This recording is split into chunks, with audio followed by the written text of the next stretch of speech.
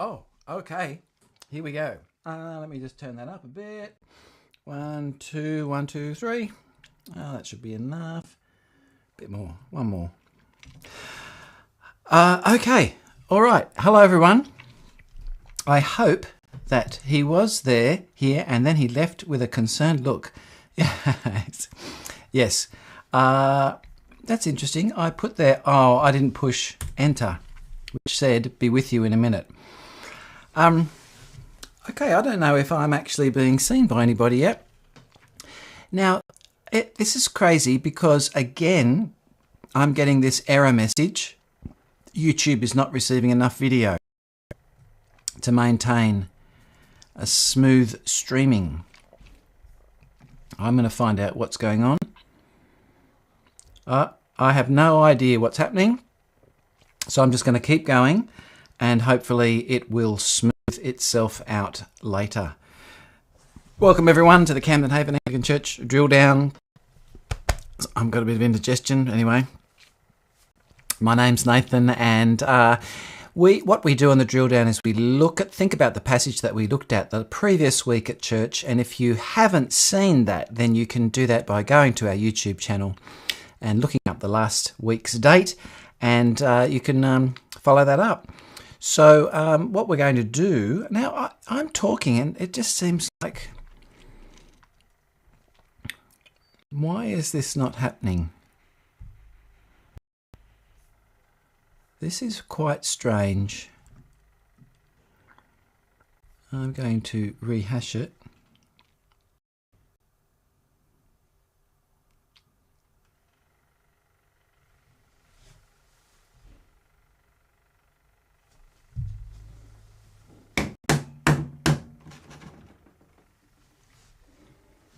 Stop that noise.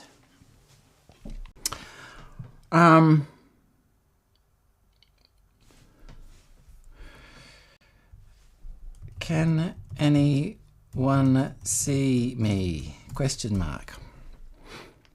Oh, look, now it's coming on. I can't believe this. Sorry, guys. I don't know what to do. Okay, I'm just going to launch into it and we're going to talk it through. So we're up to this, and I want to play, here we go, this for you.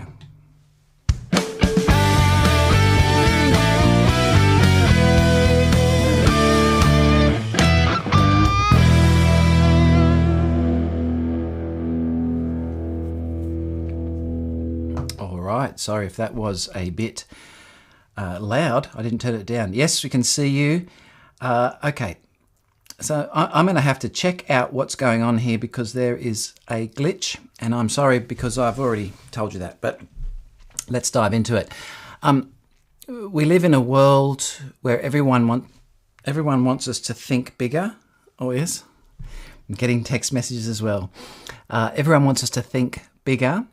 But Jesus keeps saying, he keeps turning the world upside down and telling us to think the other way. Great is small, small is great, first is last, last is first, that sort of thing.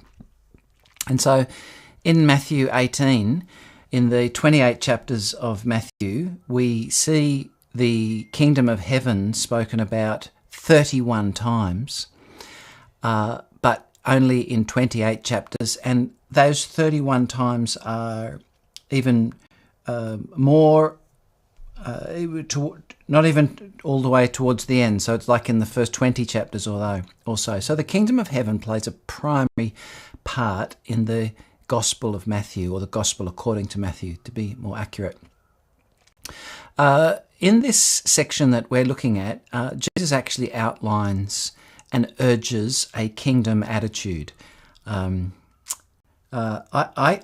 actually probably about a minute or two ahead of you, because I can see what you're seeing now, and that happened about a minute ago, maybe 2 minutes ago. So there's some glitches happening here. I'm going to have to reboot everything after this anyway. Oh, there we go. I'm only just seeing the intro now, so sorry that you're so far behind, but I'll just keep going. What that does mean, though, is that our live chat will be a fair way back. So I'm going to have to just see how that goes. Let's jump into the passage that we're looking at. Do that and do that. And pop up here. And we have our... I'll get the... Where's that one? There we go. Okay, here we go. That's our old thing. Here we go. So we're looking at Matthew 18, 1 to 14. And the heading is who is the greatest. But you know what we like to do with these headings is make sure that we go through and scrub them all out, because the headings are almost never helpful. And although that one's relatively helpful, they're mostly not. So I've just scrubbed that out. In fact, I could even do that more than that and go here and go, whoops. Nope, that's not working either. It's just highlighting black. That's not right. Okay, I thought I'd be clever and see how that can go. Let's do that. Okay, do this and do this. There we go. Scrub that out. Go back to highlight yellow and we'll go highlight. That's it. Okay, so look at this. At that time, the disciples came to Jesus saying, "Who is greatest in the kingdom of heaven?" Now already I think we ask, why would anybody ask that question? Nobody comes up to me at church and says, "Hey, who's the greatest at church?" It's just a very strange question to ask, and I wonder if it's strange because we have inherited a mindset of what this whole passage is teaching, this whole gospel is teaching. Okay, Graham says the video is jumpy, but the audio is fine. Well, we'll keep pushing with the audio and see how we go. At that time, the disciples came to Jesus saying, "Who is the greatest in the kingdom of heaven?" And this is what he does. He calls it to him a child, and he put him in the midst of them and said, "Truly I tell you, unless you turn and become like a child..." So there we go. Unless you turn... Why is that not doing that? Sorry. Unless you turn and become like children, you will never enter the kingdom of heaven. Whoever humbles himself like a child is greatest in the kingdom of heaven. So we've got two things here we can see that is important to understand. There is a turning and there is a humbling. I'm just going to reduce the size of that a bit. Is that better? Yeah. This turning and this humbling is descriptive of what it is to become a child. Maybe you're on 3G. Yeah, maybe I'm on 3G. Thanks, Ellen. Now get this. The disciples ask, who is the greatest in the kingdom of heaven? And Jesus replies by saying, unless you become like a little child, you won't even enter it. So the way you get in is becoming like a little child. The way you go on is humbling himself like a child. So what is it about children that we are to become like, according to this passage? Because the stakes are high. The stakes are high. You don't get into heaven. You don't get into the kingdom. That's better put. You don't get into the kingdom of heaven unless you humble yourself and become like a child. Now, those are coordinate, I think. So, to become like a child is to humble oneself. To become like a child is to humble oneself. The humble will be lifted up. So you remember Matthew, the Sermon on the Mount in chapters 5 to 7. There is that whole reversal of everything. The blessed are the poor in spirit, for they shall inherit. No, all those sorts of things. So there is what looks like greatness in the world is actually poverty before God. What looks like poverty in the world is greatness before God. And what looks like poverty in the world is humility. Interesting thing, though, is that humility is valued today, but it was not valued in the first century. humility is valued today, but was not valued in the first century. So none of the ideas or philosophies of the time really considered humility to be something positive. Humility was seen to be weakness, and so nobody wanted a bar of that. But the reason that we today see humility as admirable, as attractive, is because of the gospel, what the gospel's done in our world. It has shown us that humility is more real. Humility is what is appreciated. And so what's helpful, I think, to see is that the world that Jesus spoke into was a world that had not been gospelized like our world has. And so when it thought about humility and little children, that was outrageous. For us, however, humility sort of works. We don't really understand the cultural shock that these words would have been in Jesus' day because of the effect that these words have had over history and shaped our day.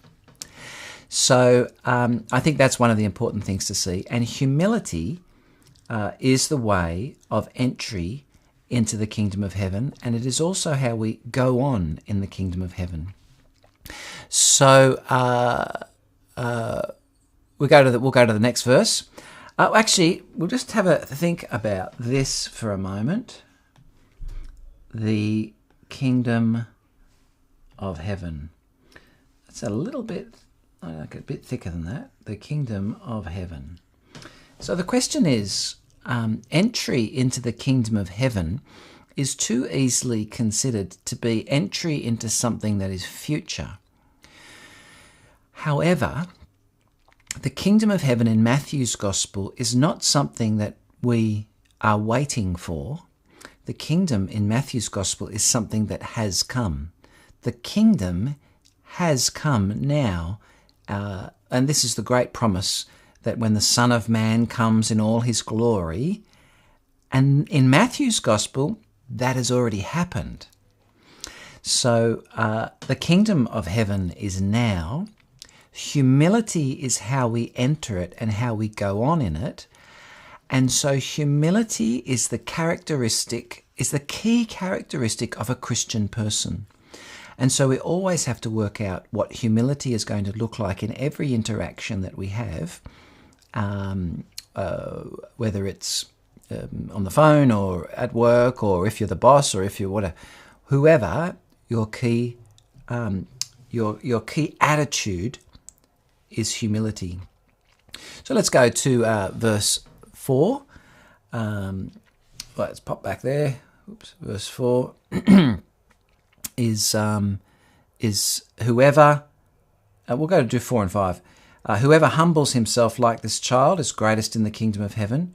Whoever receives one such child in my name, receives me. But whoever causes one of these little ones who believe in me to sin, it would be better for him to have a great millstone fastened around his neck and to be drowned in the depth of the sea. So a question. Who are these little ones? Well, already we know that these little ones are the little ones who believe in me. So let's make that a yellow highlight. These little ones who believe in me. So we've got that, and we've got back here, we've got the little ones humble. The humble ones who believe in Jesus. Now, here's the bottom line. If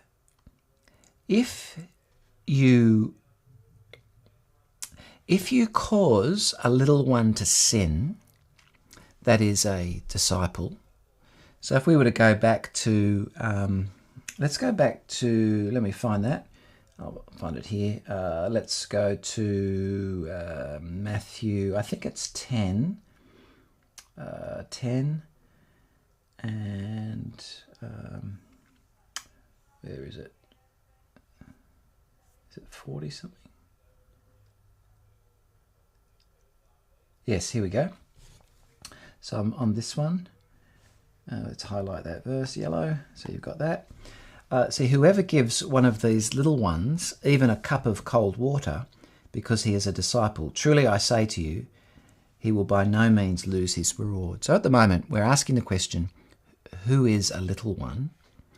And a little one is one who is a disciple, according to this passage, but also according to our passage. It's a little one, is a disciple, is a humble person, is one who is like that.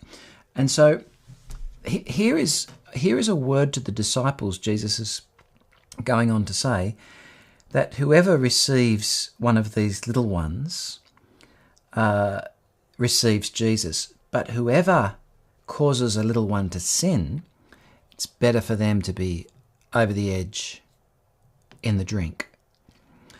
Now, I wish I could say to you, what do you think of that? But you're a minute behind, so it's no good me asking because I just have to wait a minute and then I'd have to wait a minute to catch up. So I'm going to keep going.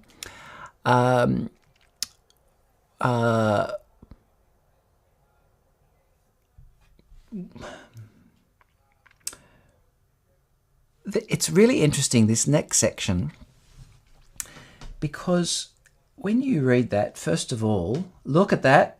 There's a heading. And what do we like to do with headings? Well, I don't know why that doesn't scrub it out. If I do that, what'll it do? No, it just highlights it. That's no good. So what if I do this and this and this? Scrub that out.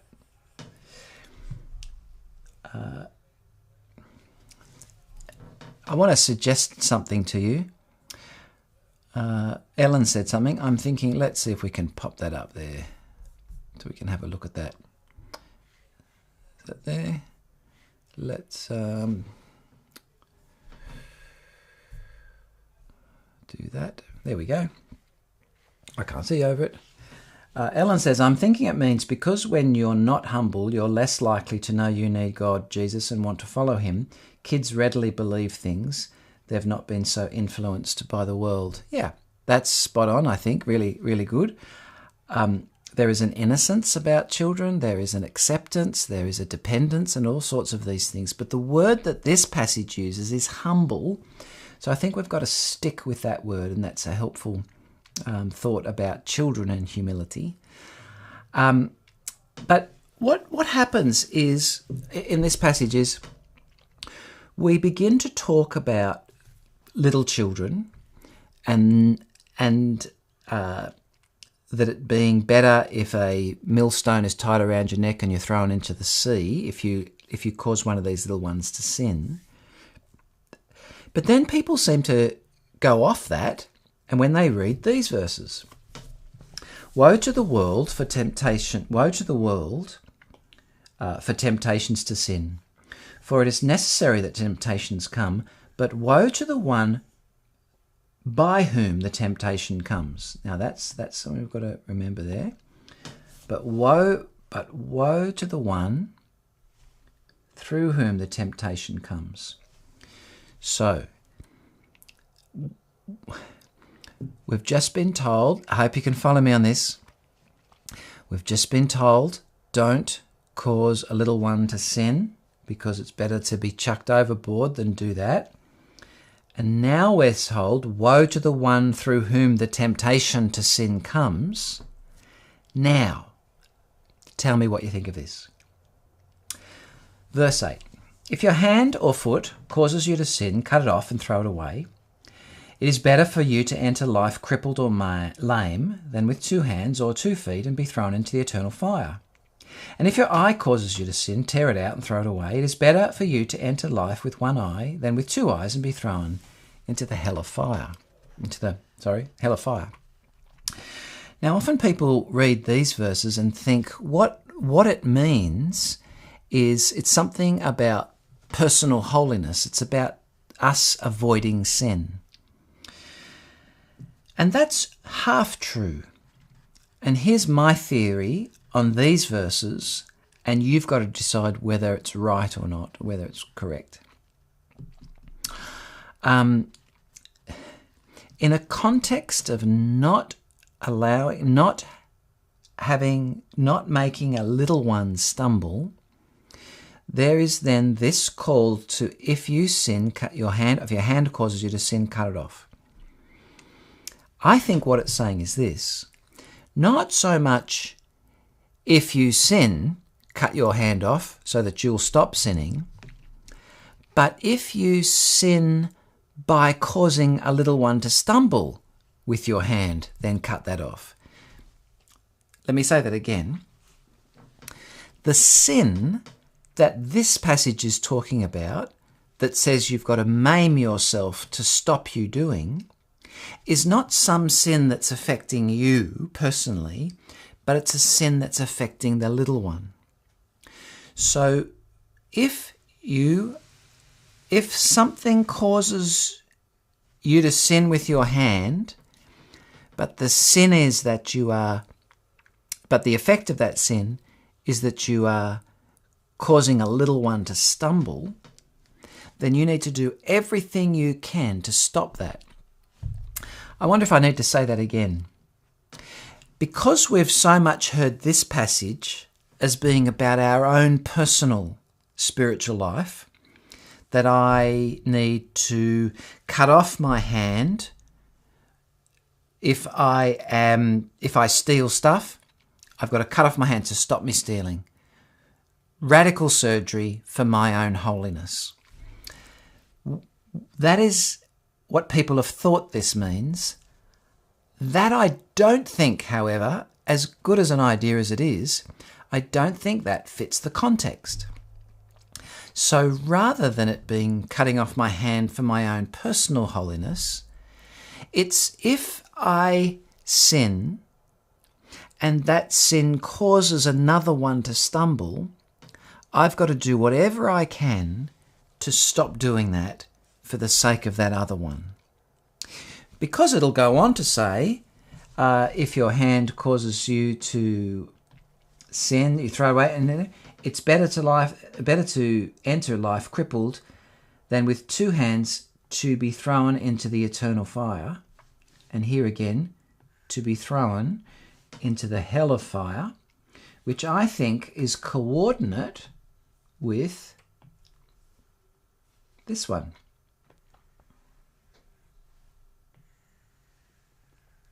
Being thrown in the drink and thrown in the fire, I think, are coordinate. They're both speaking to each other. And so here, the threat of fire, the threat of the hell of fire, is how serious it is to cause another one to sin. So I wonder if that makes sense. I'm hoping that makes sense. Let me try and illustrate it. And I'll try and illustrate it with a classic church example.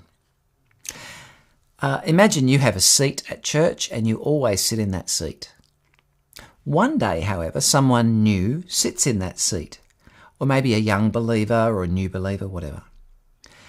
And you go up to them and say, "Excuse me, that's my seat. Please move." And anyway, they get up, they move, and not only do they move away spiritually, because they've not experienced humility or the grace of God in that interaction. What they've experienced is pride. So what does that man or woman who loves their seat need to chop off to stop causing that young one to stumble? Well, they've got to sit next to them rather than in that seat. Now, I mean, it's a ridiculous illustration at one level, but I hope it illustrates it. That you may have a preference, a desire a love of sitting in a particular seat. But if someone else is in it, you need to cut off that love for the sake of that other one, because you do not want that other one, that little one, to stumble. And let me tell you, as a pastor, I have heard too many stories when that exact issue was at hand, when people came to church and rather than being welcomed and embraced, they were basically told, "Get out of my chair." Now, you can see how that's going to cause a little one to stumble, can't you? And so what we need to realise, I think, from this passage is it's not so much me cutting off my hand or foot for my own godliness, but it's me cutting off my preferences and desires for the sake of someone else's holiness. I think that's what it's going on about. It's interesting, as in the ordinal, and the ordinal is the piece that's written and read out in the prayer book when a person becomes a minister.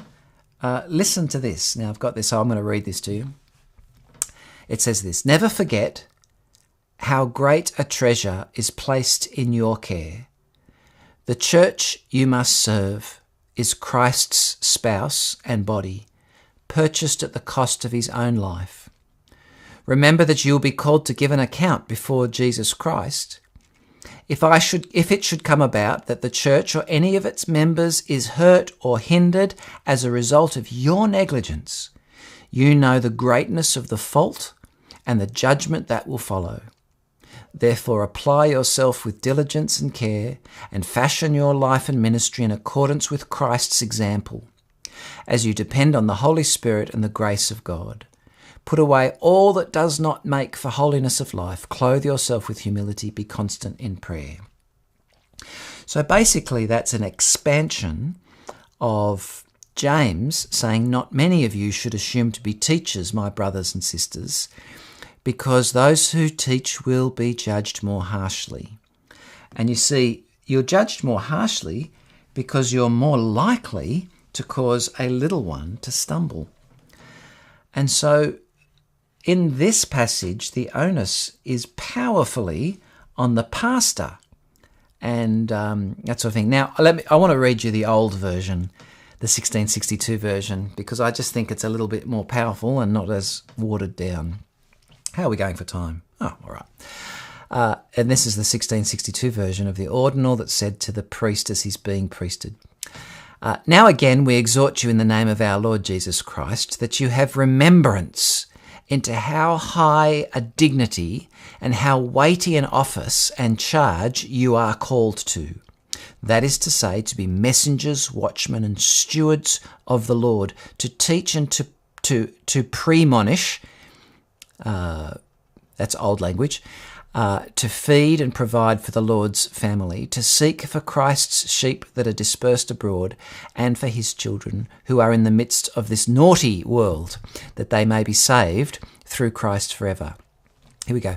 "Have always, therefore, printed in your remembrance how great a treasure is committed to your charge. For they are the sheep of Christ, which he bought with his death, and for whom he shed his blood. The church and congregation, whom you must serve, is his spouse and his body. And if it shall happen the same church or any member thereof to take hurt or hindrance, or by reason of your negligence, ye know the greatness of the fault and also the horrible punishment that will ensue. Wherefore consider with yourselves an end of your ministry towards the children of God, towards the spouse and body of Christ, and see that you never cease your labour, your care and diligence, until you have done all that lieth in you, according to your bounden duty, to bring all such as are or shall be committed to your charge unto that agreement in faith and knowledge of God, and that the ripeness of perfectness of age in Christ, that there be no place left among you either for error in religion or viciousness in life." Whew! Okay, so you can see here that's an expansion of this passage saying to hurt any of the little children. If there's anything done by you that hurts a little child, then that's out. Now, here we go. We have Ellen has said something first, so let's see what Ellen has said, and we'll have a read of that. Pop that up there. I don't agree. My problem is I don't know what you don't agree with because I'm a minute ahead. But anyway, because the first part of the passage addresses the disciple, saying he needs to be humble, and that is the sin referred to. Okay, well, yeah, you might be right. My issue, however, is that this is all about how the little one is treated. So the disciples are asking, who is the greatest? Jesus brings a little one among them and says, hey, you need to become like him, and you need to accept him. If you accept him, you accept me. If you don't accept him, it's better for you to be tucked over the edge with a millstone tied around your neck. So great is the punishment to not assist and help a little one. And so it flows on from there to be receiving, to be the temptations to sin. And one of the temptations to sin is cutting off your hand. If you, cause the disciple is being told by Jesus, if you look down on this child and cause them to stumble, you are in danger of the fire of hell. So that's my reasoning there. Now, I'm happy if you don't think it, but I think that's where I'm at. It seems to flow better with the... where is my mouse gone? I've lost my mouse. Oh, there it is. Let's see what else has got here. We've got Norma. But if the offending person does not repent of behaving such, is she thrown into the eternal fire? If the offending person is a believer, what does eternal fire mean? Okay. This is an excellent question, and I can just see over the top there. We need to be better at understanding hell. And I think we will probably do a series on hell. We do need to do it. And I've said it before, and I'm just convinced that we do need to do it. The reason that we need to do a series on hell is because what we picture in our minds is some sort of place underground that's lots of fire and everyone's screaming. That's not... Dante is a great artist and a great thinker and philosopher and theologian, but I think those pictures are stuck in our head. And so I did hear one guy preaching about hell, and he said what hell is your body going to a fire and all your flesh burning off, and then God giving you new flesh and that burning off. So you're continually in the pain of burning forever and ever and ever and ever. Now, I do not want to minimize hell in any way, but I do want us to think be more thoughtful about it. And being more thoughtful about it means to really think through what it's on about here. And one of the things that we see is this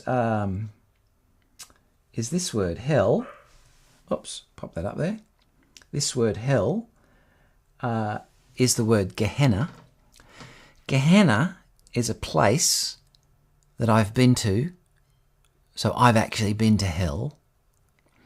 It's in Israel, in Jerusalem. Today, it's quite a nice place. There's a picnic table there, as I remember, and you can probably buy a drink at the shop. So hell's quite a nice place to be. However, in Jesus' day, hell was the dump, the local dump, and that was where all the things that were useless and not worth anything were thrown. And it was a place that was continually burning because it was like a big incinerator. And the people used to just take all their stuff there and throw it all on the dump, and it would burn away and burn away and burn away. So here, when Jesus speaks about Gehenna, their first thoughts would not have gone to some afterlife that is where your flesh burns off and God gives you new flesh and you keep in pain, but they would have thought about where worthless things are thrown. So in some sense, to have a discipleship that does not have a concern and care for the little one is a wasted and worthless life and fit only to be thrown into the fire and burned, which is really talking about the uselessness of that type of discipleship. I don't know if you can hear my dog, but the dog is barking in the background. We just need to slow down in our thinking about hell. In this particular passage, the essence of hell, or even the eternal fire. The eternal fire was Gehenna. It just burned day and night, It didn't stop. And so that was a picture of where the worthless went. And worthlessness in this passage is, I am suggesting, is those who do not have a concern for the little ones. And the reason that I think that is because of the next verse as well. So what I want to do is take you to the next verse, which is right at the end of where we're heading. Again, there's the parable of the lost sheep. And what do we do when we see one of those? Is we cross it out. Because the minute we see parable of the lost sheep, we think this is a new section, but it's directly linked to what has happened before. So here we go. See to it. See that you do not despise one of these little ones. See, here he is. Go away. See to it that you do not despise one of these little ones. So he's continuing on with what he was talking about before. This is one of my reasons to say that the sin that you're going to cut your hand off about is the sin of causing another little one to stumble. It's of insisting that you sit in that seat rather than caring for that person, because that just continues in that vein.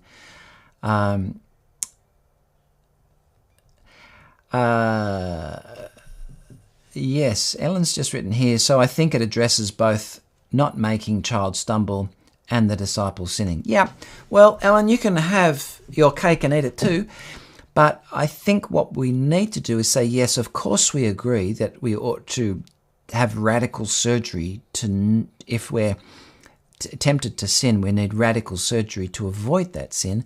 But I think that would be the wrong thing to say in this passage, and I think the more right thing to say is, as you have mentioned there, that is not making a child stumble. Now, it's not talking simply about young people stumbling. It's talking about young or vulnerable believers stumbling.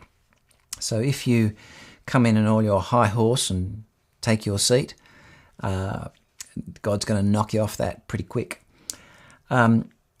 So here we go. We've got an interesting point that Simon left out on Sunday, and the reason he left it out is because he didn't understand it, and that's fair enough. Probably would have been better to say, I don't get this, rather than just leave it out, but that was his decision, and that was honourable of him, I think. I tell you that in heaven, this is the little ones, these little ones, how my time going? Oh, not time. I tell you that in heaven their angels, this is the little ones, always see the face of my Father who is in heaven.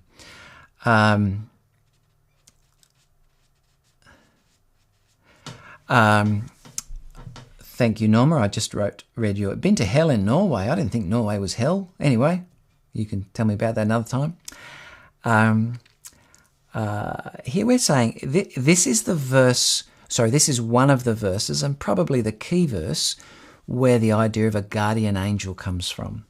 I tell you that in heaven their angels always see the face of my Father who is in heaven. However, the idea of a guardian angel is not perfect because of that.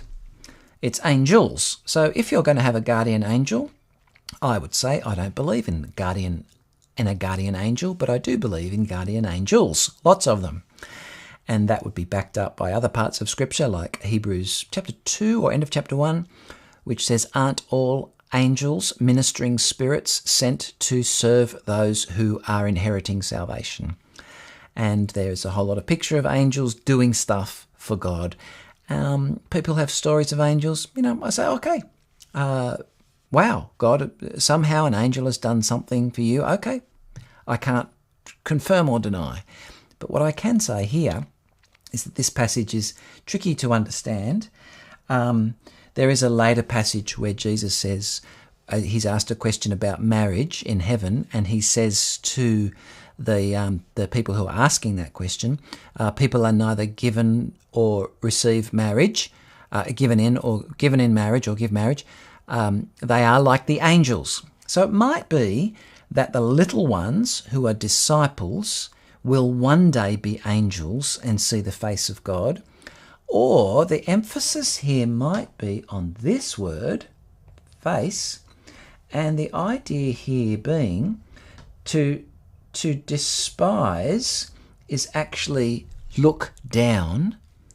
And here the face of my Father who is in heaven is looking at these little ones, or the angels of the little ones.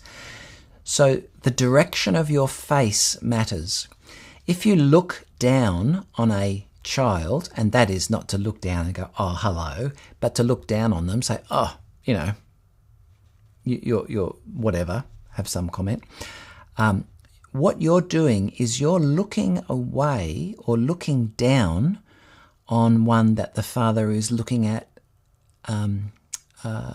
positively. So if you actually look down, if you're looking down, or you're looking down on a little one, you're despising them. So in our illustration, for that man or woman to prefer their seat is to look down on that disciple, that young one, that new person, and is to not be looking in the way that God is looking at their face. So looking down on them rather than letting your face shine upon them. So remember that passage from Numbers chapter 6.